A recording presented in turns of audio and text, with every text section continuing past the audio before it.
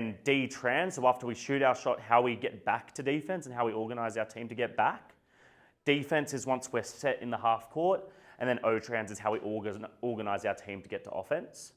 Now, if you can kind of have 4 definitions or 4 things you're trying to achieve in each moment of the game, it's going to help you explain to your athlete what you're trying to achieve. So, for instance, what do we think is important in offense?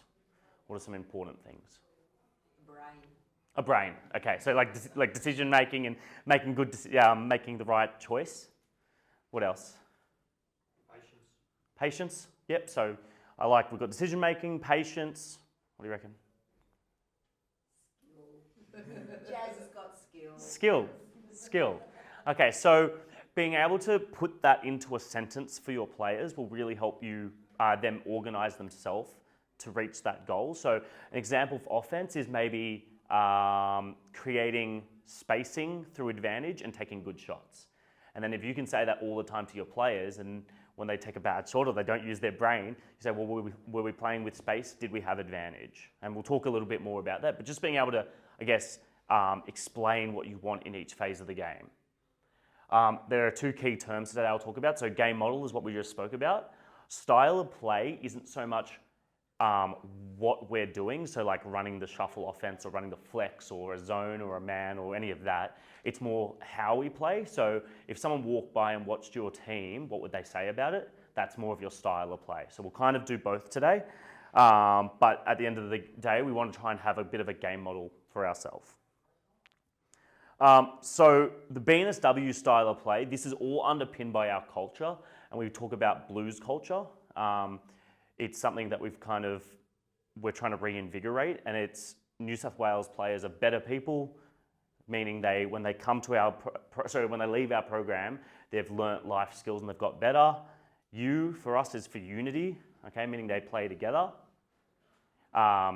E is effort always, and S is selfless. I forgot the L, didn't I? Learning. Okay, so our style of play, offensively, we break it into 3 things, and defensively, we break it into 3 things. I've added something else on the end. So we start by breaking up our shot clock into 3 segments of 8. So pace is our first 8 seconds, and I'll break that down more throughout the presentation. Poise is like calm down, we haven't got a transition, what are we going to do next? And that's our middle 8 seconds. And then penetration is our last 8 seconds, and that's, we haven't got anything achieved here, someone's going to have to create, and we're just going to have to play out of that as well. We'll also talk today about split kick extra, which is just how we want to move after we've penetrated. And then we also talk about fine, use, create, advantage. So, Lauren, what do you think that means? Fine, use, create, advantage. Find a shot. Yep. Or find an open player. Yep. Create either space or create a shot or. Yeah. So does anyone else want to have a go at it? Time and distance. What do you mean by that? So manipulating space and time. So can you create an advantage? Can you create a 2-on-1 instead of a 2-on-2 or a 3-on-3? Can you manipulate the court to get an advantage through numbers or through spacing? So everything you've said is right. Now explain it to me like I'm in under 12s. So we want to make sure we space wide and early. Yep. Yeah, we also want to make sure that when what we see is what we play. So if we have an extra player in our lane, we've got to be able to find the open player. Yep. We've got to be able to move the ball and play out of it. Cool. So that's it clarifies it a little bit. I think we want to try and get this fine, use, create to the most simple form for players. So the way I like to think about it is we pass through single gaps and we drive through double gaps. Okay, and I'll show you what I mean by that.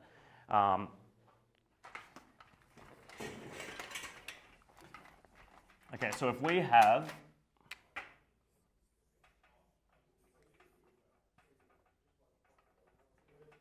ball here, okay, the distance between these 2 players we call a single gap.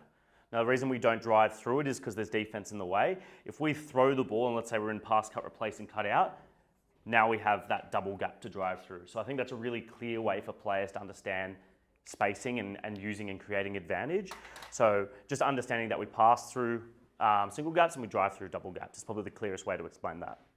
On to defense. So like in offense, we break the shot clock into 3. We've done the same on defense. So our first 8 seconds is disrupt, meaning we're going to get up the floor, we're going to try and get the ball out of the best player's hands. We might try and trap, we'll do something a little bit funky in the front court. Once we get into our second 8 seconds, that's where we need to be disciplined. So we're not fouling, that's where walling up comes in, that's where ball pressure comes in, and I'll break that down a little bit more in a second. And then desperation, and this is probably the hardest one for me to explain, sometimes I don't do the best job of it, but is in that last 8 seconds, are we desperate to stick to our guns? So the most frustrating thing as a coach is when the shot clock gets to like 3 and then we foul, or 3 and we jump and then someone drives past. So being desperate to stick to our guns and remember our habits, but I'll talk a little bit more about that as well after. I just wanted to add on changing defense. In the last under 16s nationals, how much % of defense do you think was played in zone? You're not allowed to answer. What do you think? It's a bad number. Here's my hint. 16 boys, girls? Under 16, no, both actually. Okay. Was there a higher percentage for one than the other? I don't know. It wasn't broken down? It wasn't broken down that way. Because sometimes you have one that play better Yeah. zone than others. 20%. Think 20? Should be. 20? You think it should be 20? I agree. I think anywhere between 10 and 20 in 16s is a good number. Because they're coming out of 4Ds. Yeah, so at our nationals, at our number 1 tournament in Australia, it was like 60 to 70% of possession was played in the zone, which is probably good for winning basketball at that age, but what are we doing? Like, are we developing our players to be better players? Probably not. So I put in changing defense. No, just sitting in a 2-3. At a nationals. Yeah, at a nationals. So I was lucky enough to go with our Metro girls this year, and we played against 4 or 5 teams that just sat in zone. So like the whole game. So we're as a country, we're working on this and moving forward with it. But in New South Wales, we want to try and mix it up a little bit. So we love that you play zone and try different things because you're a coach, and I'm sure you have different ways of doing things and disrupting. But let's just keep it to that 20% number. I think is probably pretty good. Any questions on that before I move on? Because I'll break it all down. So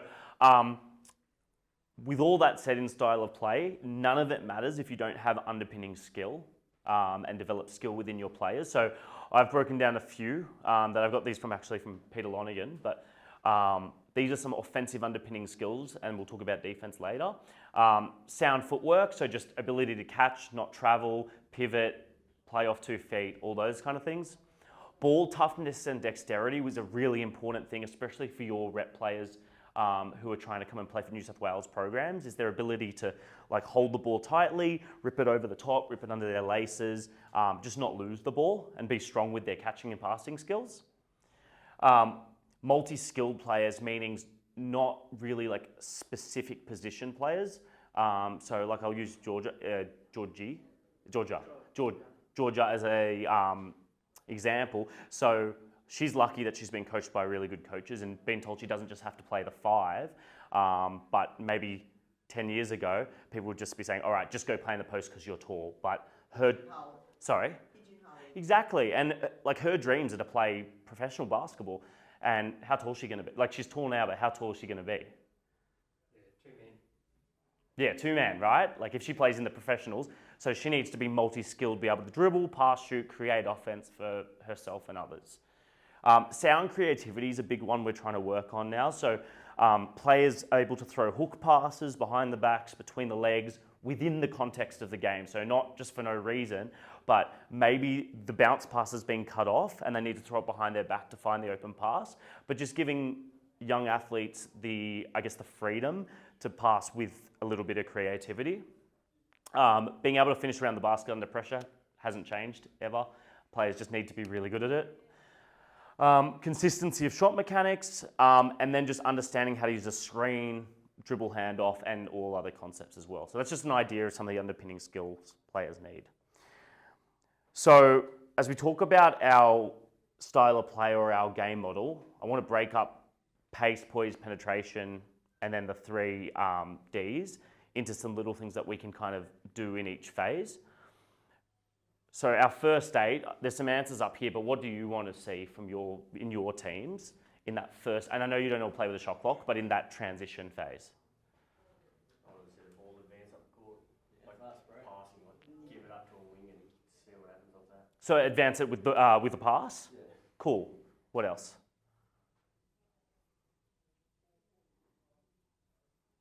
Well, I think Brendan said it'd be fast break to get the ball on the court and beat the defence.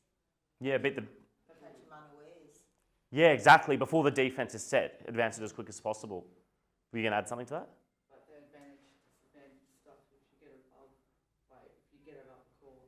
Yeah, can you talk more to that? The advantage, disadvantage? So like having a 3-on-2 situation or a 2-on-1. Yeah.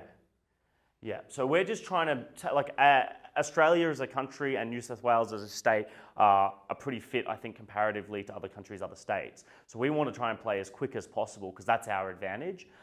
So being able to kick the ball up the floor, like you said, and play 3-on-2s, 2-on-1s, 1-on-0s, ideally. How do we define how fast we run? As fast as they go, especially if you've got a small team. Yeah, so... Because you want to be Fractionally those tall, slower than those tall dudes down there. fractionally slower than losing control. Okay, I like it. I like it. So how can we define that to our players? Like, what is fast? In seconds or in... You could do it in seconds. Well, you have 8 seconds to get over the court. Yep. To get over halfway, so you'd want to split that. And what's the quickest that a player can get the ball over? And that's going to be passing. Yeah. So that means you've got your lanes running. Yeah, great. And to get them down there, and you know, if you can get it down there in 4 seconds, a lot of times you're going to beat the defence. I think 4 seconds is a really good number. If we can get the ball to the wing in 4 seconds, we've done a great job. Maybe that's something you can stat within your teams, or when you get a rebound, you could even count backwards from 4 and see if they can get it to the wing before you get to 0. I'll share a story. So Brian Gorgian, when he was coaching over in China, was having troubles with his wings hitting the corners. They run all the way to the corners in the professional leagues because they're a bit stronger and a bit faster. And the way he defined that with them is he put gongs, like big metal gongs in the corners, and they had to ring the gongs in 5 seconds or less. They're lane runners.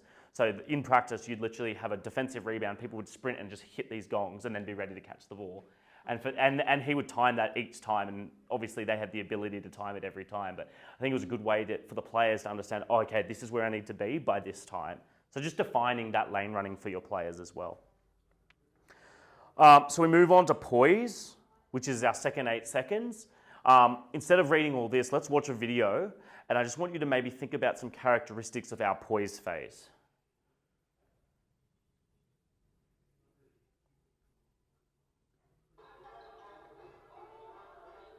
I'll make it big.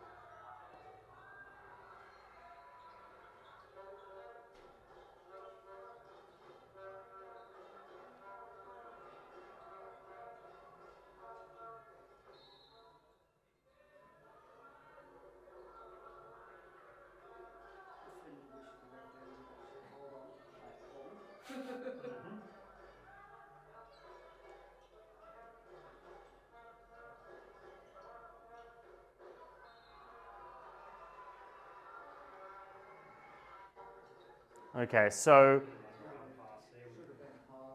not all good examples of poise, but what are some things, well, maybe let's start with the negative. So like, what are some things we don't want to do in that middle 8 seconds? Turn the ball over. Yeah, yeah, definitely. Yeah, they were just forcing up the shot too early. Forcing up the shot too. Making some bad shots, bad decisions. Yeah, exactly. So did you notice why they were making their bad decisions? Probably good, well, like too much standing around in that Yeah. section. Everyone's just one guy cut down that one side. Yep. 4 others standing still. So I think there was two things. So the first thing, the cutting or the off-ball movement wasn't very good, and so there were no options for them to pass. And then, did you notice the footwork of the driver when they were turning the ball over? So he was jumping to make all his decisions. So he'd get to the edge of the key, he'd jump off 1 foot, and then because there were no cutters, he'd just end up travelling or turning the ball over. So we really want our players in this poise phase to play off 2 feet when they get to the edge of the key, get to a jump stop, and then maybe cutters will open themselves up. So really important. I thought the spacing was pretty good. Ball reversal and cutting, not so much. Who here coaches 16s or 18s? Okay, so how was your screening last year? Not too bad. We did a bit of work on it, but like a general offense lacked a little bit. Oh, really? Did you run mostly on balls or off ball screens? Mostly on. Mostly on balls. So a big movement within international basketball is the ability to away screen and off ball screen. So I think, especially in the 16s age group, because they're also ball focused, if you can get stuff happening off the ball, you'll just get so many more opportunities to score. So definitely something to look at within your offense. Pick and roll is obviously really important, but the big thing that I think is lost from modern basketball is post play and playing through our tools. The lowest weighted shot in the NBA, meaning if we would take 100 of each shot, the one that's worth the least is the isolation post up. It's worth less than 1 point per possession. But the highest percentage is a pass out of the post. So better than the corner three is something where we've thrown it into the post and then we passed out of the post. Why do you think that is?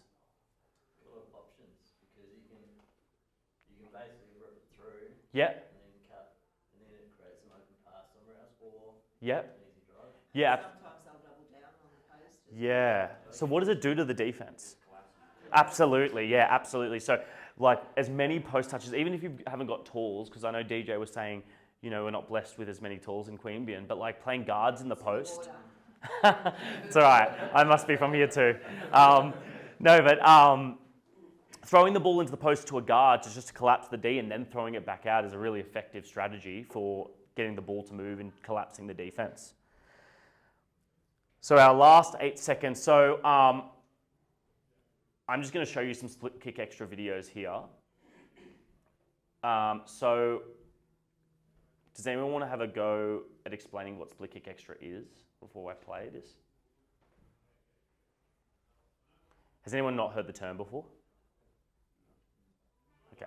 We split line, kick it out, extra pass. So easy, yeah, right? So we call it a split, just meaning getting into the D, beating your man off the bounce. Kick is an inside to outside pass, and extra is just throwing that extra pass. So I've just put got some videos from Basketball Australia that we'll show. So the split is that first drive. We have our receivers moving to new spots. The kick is out, and then the extra is the next pass for a shot. Okay, watch another one. So split, kick, and extra.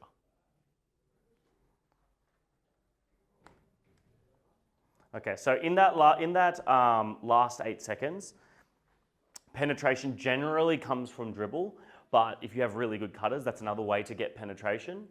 This is what we were talking about before, and I think it's the most effective way to score in that last 8 seconds because everyone's eyes just focus on the ball. So if you have corner players, when the shot clock, when they start hearing 8, 7, 6, that's when they're looking to back cut or away screen because that's when the defense starts to scramble and freak out. So being able to be creative off the ball in that last 8 seconds, playing off 2 feet is so important in that last 8 seconds. And the last bit of penetration is rebound coverage or defensive transition rules. So DJ, do we have defensive transition rules at the club? Not yet. Okay, so what I mean by defensive transition rules are how many players we send to rebound and how many players we send back. So does anyone have a preferred way of rebounding? I'll be honest with you, I didn't have a defensive transition rule until about a year ago. So if you don't have one, that's fine. We used to do 2 and 3. 2 to the glass, Yeah. and you send 3 back. Cool. Anyone heard of any other types? I play with 3 to the rim, Yep. And do you have special rules for the two getting back? Yeah, one to cover basket and Yep. the other to slow the ball. Yeah, awesome. So that's what we're using in New South Wales as well at the moment. So we're sending 3 crashes to the glass, so positions 5, 4, 3, our tallest and most athletic players, and their job's to try and get an offensive rebound. Player number 1 will come to the top of the 3-point line. So if this is where the rebound is, player 1 will go to the top of the 3-point line and player 2 will go to halfway. That's our short safety and that's our long safety. So short safety's job is to pick up ball once the crashes have got beat. Long safety's slowing it down. So that's one way you could do it. The other way we could do it is something called tagging up. So tagging up means sending 5 players to the glass. Now, what could be the potential risks of tagging up? That they forget their player that they've gone. Yeah. So they'll tag and then wait, Yeah, and then they'll be gone. yeah. And they're playing catch. Yeah, and it's a dangerous game to play. Now, Aaron Fern, who created Tagging Up, who's a great Australian coach, has some rules in place that stop that transition game. But if you choose to tag up and play 5 on the glass, you have to do it every single practice all the time because it goes against the natural habits of that children have learned, where their coaches are yelling "get back," or their coaches are yelling, crashes and safety. So if you do want to try tagging up, I encourage you to watch the video. It's really cool. It's on YouTube, Aaron Fern tagging up, but you have to commit to it. All right, so we'll just talk through defense quickly and then we'll get into the task. I don't want to talk too much tonight. Okay, so these are kind of the big 5 for me on defense. These are all individual skills except for the bottom one. So the closeout. Now, traditionally, we've taught closeouts as short, choppy steps and show a hand. So as you're closing out to a player, you go like that and you call ball. Now, that's good in a perfect world, but it doesn't work like that in basketball every time. So what are some different ways we could close out?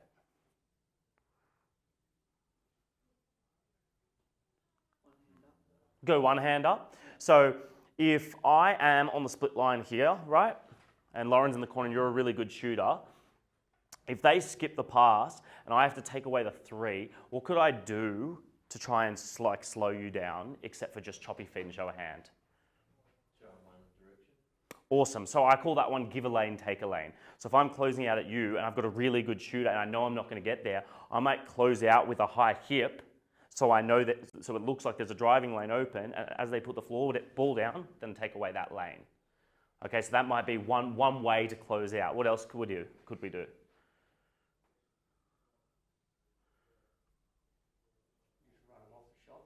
Awesome. So in the NBA, when you've got like way better shooters, you've got to run them off the line. So you've literally got to sprint through and jump to try and contest it, and then you're in rotations on the backside. So just thinking about different ways to close out with different players. The leap is the first step after the closeout. So if you've thrown the ball out, you've closed out, the leap is that first slide. So the way I like to think about it is, and you just practice it, is leap to keep. As they throw it, you push them to their weak hand, so usually to their left, and then you jump in the gap and try and take that bump on your chest.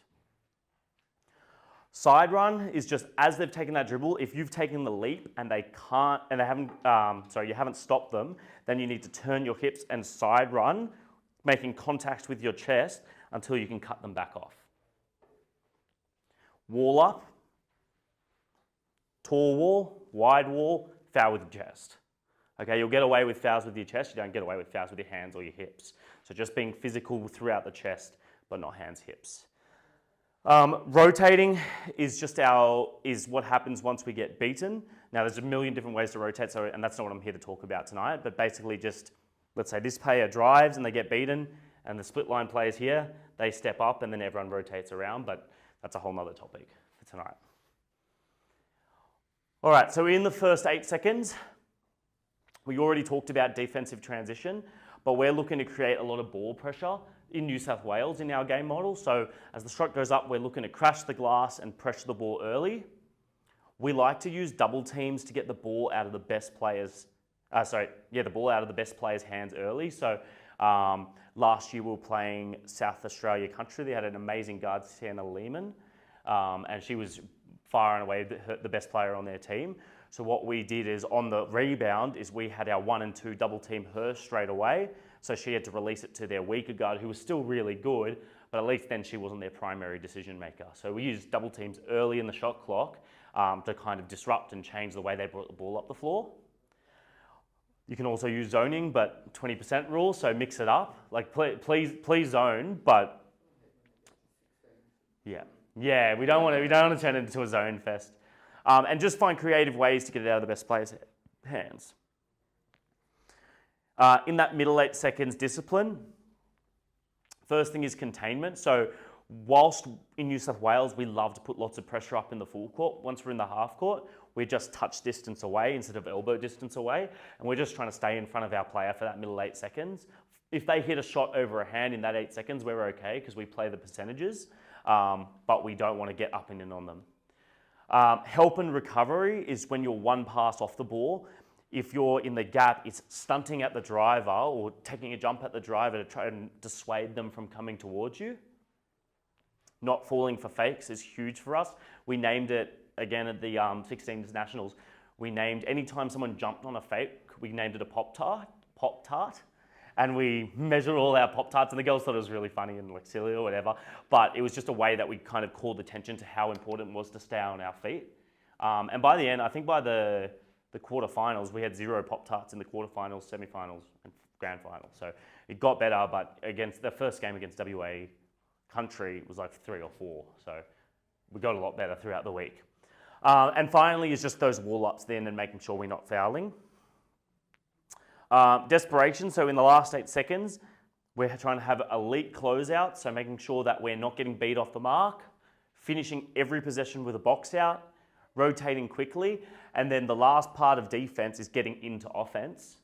And so in New South Wales, we like to have 3 lane runners, rim runner, so our 5 or our 4, whoever is our fastest, getting to the front of the rim, 2 and 3 getting to the corner, 1's dribble pushing and looking to kick ahead, and then 4 trails behind. Okay, so I know I've talked a lot, but this is the summary.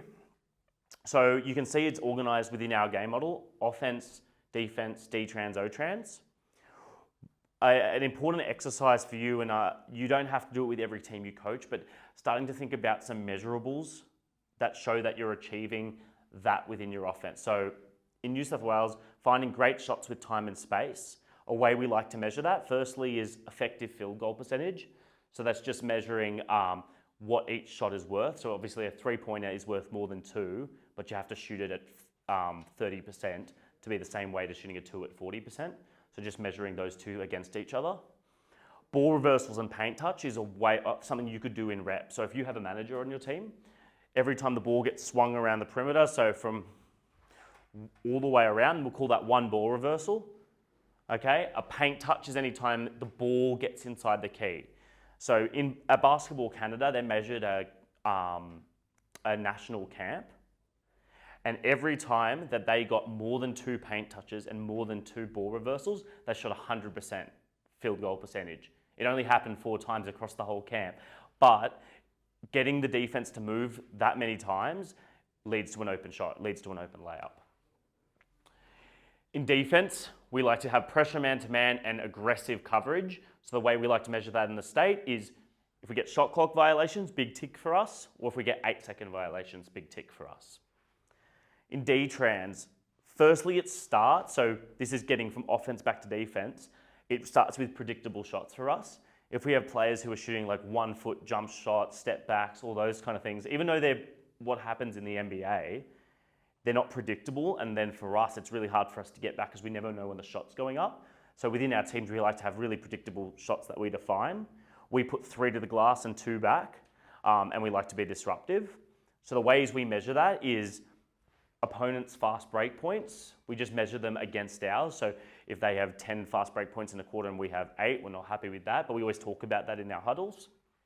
And then offensive rebounds is also a really important one within D-trans. O-trans, it's really simple for us. We just want, we just want to win the first 3 steps.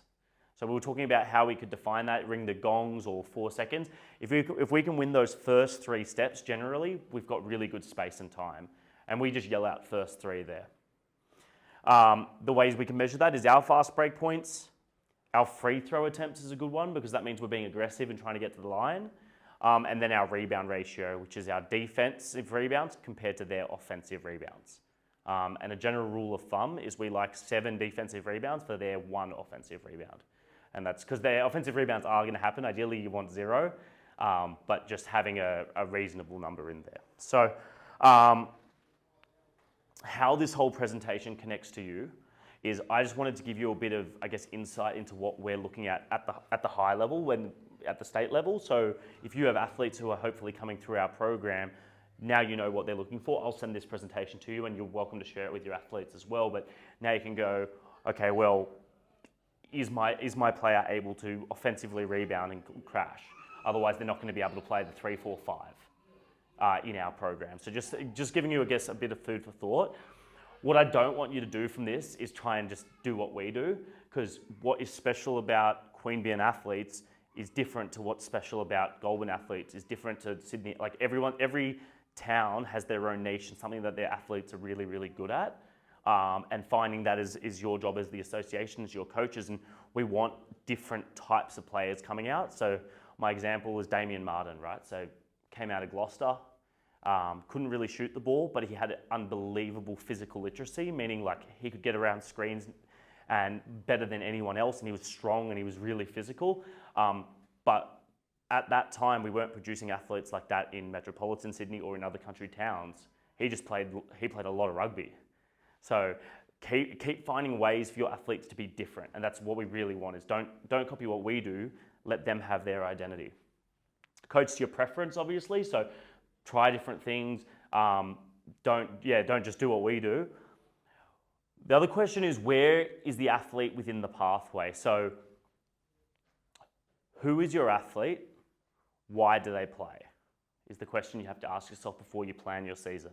So if you have under 12 boys Division 3, probably don't need to be teaching them 3 to the glass, 2 back, and all this high level stuff. You've just got to make sure they've got the skills so that when they move up into top age 12s or move into bottom age 14s, maybe then they can start to learn about D-trans systems. And then when they go up to 16s, okay, now they've heard about it for 2 or 3 years and they're ready to go within the state program. So what we'll do, perfect timing. What we're going to do now is, maybe we just do it in the notes of your phone, and I won't keep you for too long for this one, is I want you to just write down in each phase of the game what's important to you. So offense, defense, D-trans, and O-trans. Maybe 1 or 2 things that's important to you. You can just do it in your notes or we'll discuss it in a second, but I'll give you like 5 minutes to think about it.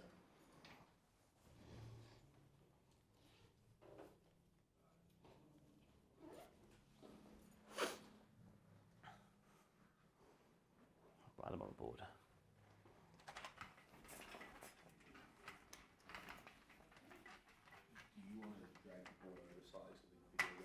Absolutely. It's important.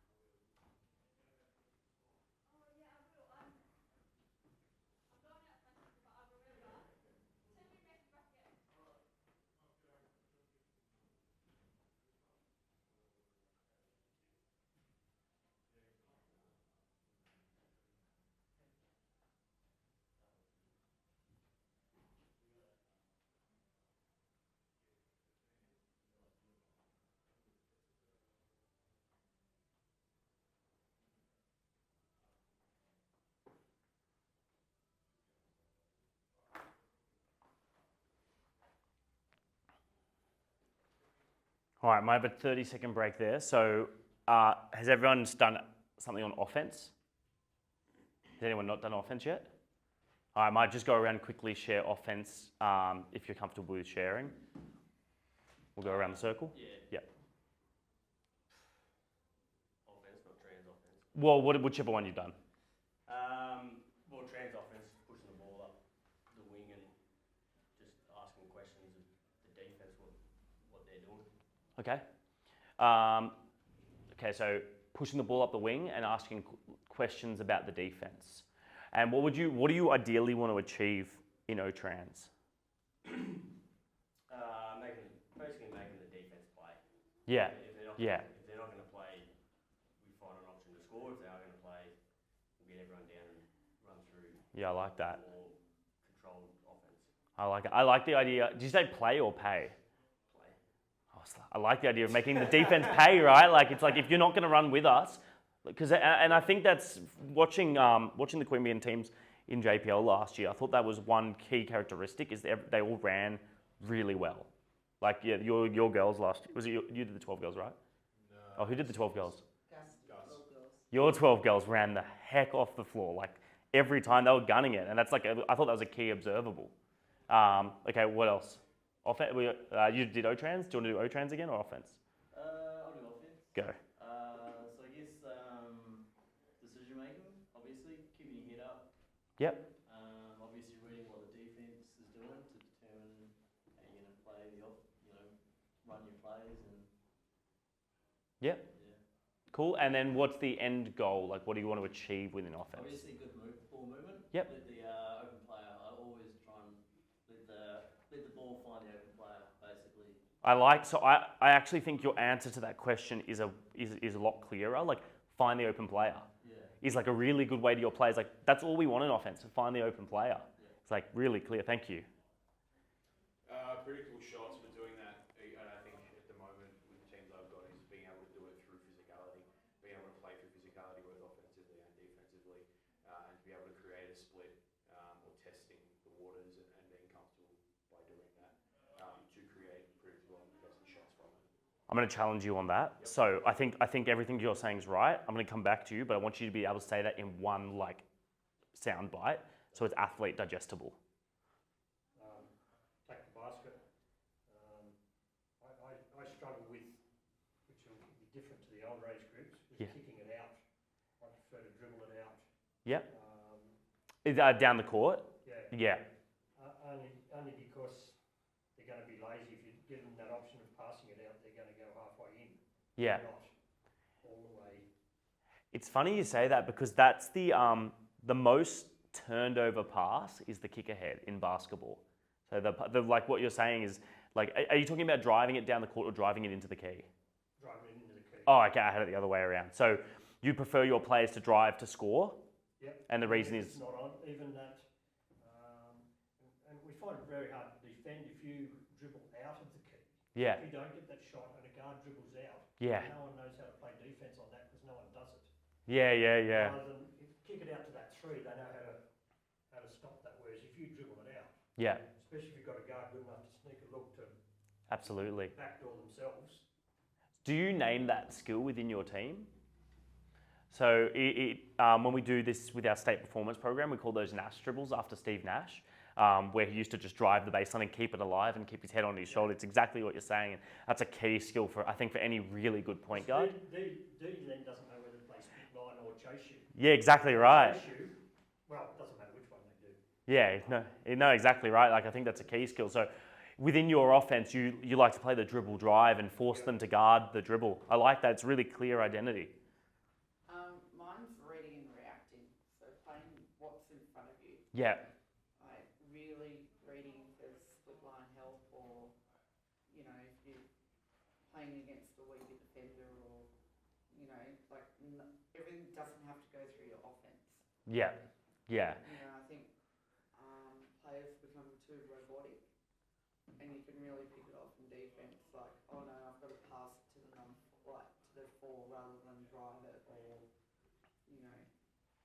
Yeah, I can't agree more. And one of the criticisms of like system basketball or playing within like the Australian system, the New South Wales system, your club system is, if we're all running the same stuff, they turn into robots. And I think the art of the coach is being able to tell them, hey, it's okay to break this and play off the drive or play read and react. So yeah, really good point. Yeah.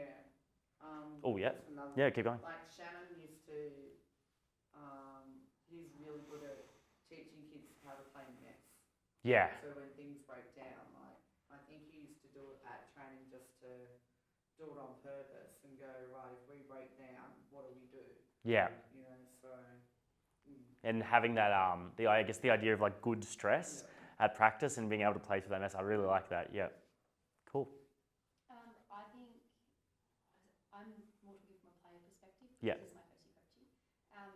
So taking great shots over good shots. Yeah. Is something that I, as a play, it's really important. I think the selflessness of teammates and again finding the open man. But yeah, taking great shots instead of. Yeah, I love it. I love it. There's one of my coaching like heroes, Scariola, talks about his definition of offense is everyone touches the ball and then the best player shoots. And it's like just like a really clear way of saying it. Now that doesn't apply to our level because you can't just have one player shoot all the time. But it's the right idea, right? It's like everyone touches the ball and then we find the open shot, someone who can shoot the ball, ideally. Basically, fast break lanes, spacing in secondary offence, patience, first option, not always the smart one. I like it. And how do you find your players respond to, like maybe not at the beginning of the season, but by the end of the season, to that, I guess, offensive philosophy? Depends on the age group. Okay. So I coach different age groups this year, and Yeah. under 12s, I think I gave up the word patience. I'd shout constantly. Yeah. Patience, because their head just goes head down, Yeah. tail up. Their patience is like 2 seconds. And by the end of the season, they were getting a little bit better, but patience was just the catch cry all the time in under 12s. In under 16s, it's sort of a little bit different. Yeah. Although patience is still a key thing, but it's a different type of learning from 12s to Yeah, the absolutely. older age groups, and you can coach more secondary offences Yeah. in the older age groups than was with the 12s. Yeah, the under 12s is an interesting one because I talk about breaking the shot clock into 3, right? But in under 12s, it's realistically 2 phases. It's like, can we score as fast as we can? Or no, can we score out of motion? That's pretty much the 2 phases of the game. But the art of coaching that is being able to get them to just take a breath. Yeah. Did they get towards it at the end of the season? They got better. Yeah. Yeah, certainly. But they only have 2 speeds, quick and fast. Yeah. It's the art of under 12s. So you talked about one of your goals there before, making the 24-second clock go off. Yeah. Most coaches would be happy with the 24-second clock going And off under 12s. a couple of times in the game. Oh, absolutely. Like, great. Absolutely. Well, Instead of the first 8 seconds being the whole offense. yeah. Oh, you're talking about coaches offensively with like the 20.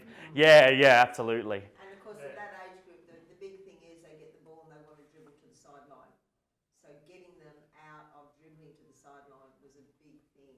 Yeah. Or a big challenge, I think, because head down, straight to the sideline. Yeah. And it's another defensive player, you try to tell them.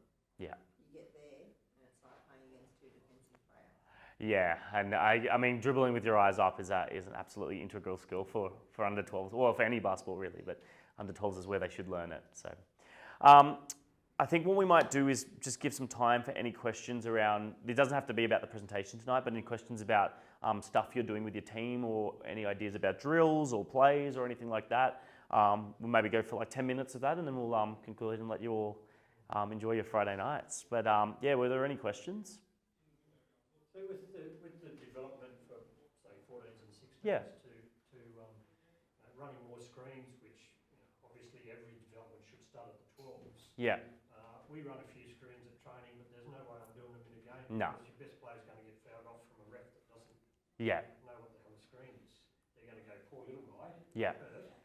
Poor big, bad big guy. Yeah. It's a foul. So we run a lot of screens at training. Yeah. Well, not a lot. We run a few at training. Yeah. But then in the game we don't promote Yeah. Because I'm going to end up in foul trouble. No, I can't agree more. So generally speaking, I don't put screen top age 14s when I've been involved in club basketball. We might have like a wedge screen, which is But then that's got to make it harder for your development. Because, you know, we want good footwork at under 16s. Yeah. Therefore, under 12s have to have good footwork. You want good screens, but we're not going to do them. So it's a really long time. Like the 8 years they played junior reps is a very long time. I think they can be, if they taught screening in 14s, top age, by 16s they can start to refine, and hopefully by 18s they master.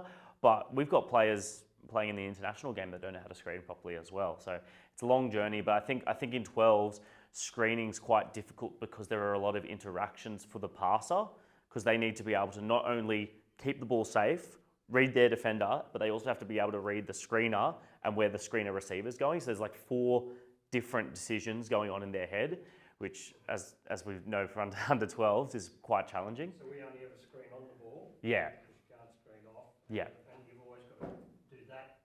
with your As the screen screener, you got to come to a jump stop. for your signal that the other guy can dribble now. How'd that go? Were there many? Did they call many offensive fouls early? We're not too bad at it, but then we're not running many either. Yeah. There's no way you'd run your big guy, use her for a screen. 'Cause Yeah. she's going to get fouls anyway. No, that makes sense. And another two on a screen is enough to sit it down. Yeah. So, And also it's their balance, at that age group, they want to lean in Yeah. when, instead of getting Yeah. one hand up, one hand Protect down. yourself, right? Yeah. Yeah. Just don't want contact. My other reason for steering clear of screening in 12s isn't so much for them not learning how to screen, but I actually want to constrain the players to learn how to drive well. Because in under 12s, they need to learn how to drive the ball with both hands. And screening is kind of like a cheat code because it means that you get an open lane and you score easy. And players need to learn how to create splits on their own. So do they know how to cross the ball over? Can they go in and out? Can they go between their legs? That all starts to happen in 12s. And I feel like if you give them a screen, you kind of take that opportunity to learn how to do all these driving moves, which is why I actually really like your philosophy around under 12s, where it's drive the ball as much as possible, because that's like a big skill for them to learn. And then if they graduate from yours and go into 14, and now they're learning how to screen away, and well, now they've got the drive and the screen away. So I think the teaching philosophy there is probably pretty sound. Any other questions or challenges with your teams at the moment? I suppose we haven't really started the way that the seasons We're are in at the between 2 at the moment. moment. Do you all know which teams you're doing next year? Yep. Oh, let's hear it. What do we got? So that breakdown with the 3 lots of 8 seconds would be pretty good with 16 points. Yeah, we need that. Definitely. At least then it gives them a definite. It's not whenever I feel like slowing it down, we'll set it up. It's more definite 8-8-8. Makes it quite clear for them, and it also means at practice you can go, okay, we're going to practice pace, so all your drills only last for 8 seconds of live play. So it's like we're going to practice going up and back, 8 seconds each way, quick break, talk about it, and then another one. Or then you can go into the half court and go, okay, we've got poise, and this time you've got 8 seconds to set a screen, drive off it, and look at the roller. So just breaking them into those 8 seconds so that they've practiced it, and then in the game, when they know they're in the poise phase or the penetrate phase, they know what to do. They might want to get the concept of how long 8 seconds is as well. Yeah. Because at that age, most. Oh, yeah. Well, it's the first time in 16s they've never seen a shot clock. Yeah. I'm like, what's this? Do you have a shot clock at practice or availability to use one? Yeah, we do. Yeah, I would, if you can use it all the time, because just getting them familiar with it and getting the players who are sitting watching to call the last 8 seconds and getting used to that, because the last thing we want as coaches is the shot clock violation because no one's watching the shot clock. So having players, if they're out of practice, their responsibility is to call the last 8 seconds out loud. So players get used to those habits as well. So realistically, your post move shouldn't come in till the start of the last 8 seconds. Roughly. Yeah, roughly. Like you might have a post up. The big guy, instead of sprinting down the court, he goes, "Oh, I'll just get to this elbow." Yeah. Hang Yeah, well. around here. Hang around here for 8 seconds. Yeah. There's some different ways of doing it though. Like Gorge with the Hawks had like front rim runs, like Sam Froling instead of drag screening, or if he did drag screen, he'd hit the front of the ring straight away. It wouldn't be a true seal, but it'd be okay if we can catch it front of the ring. We have a higher percentage of getting it. Yeah. Kind of thing, rather than a full seal. You know,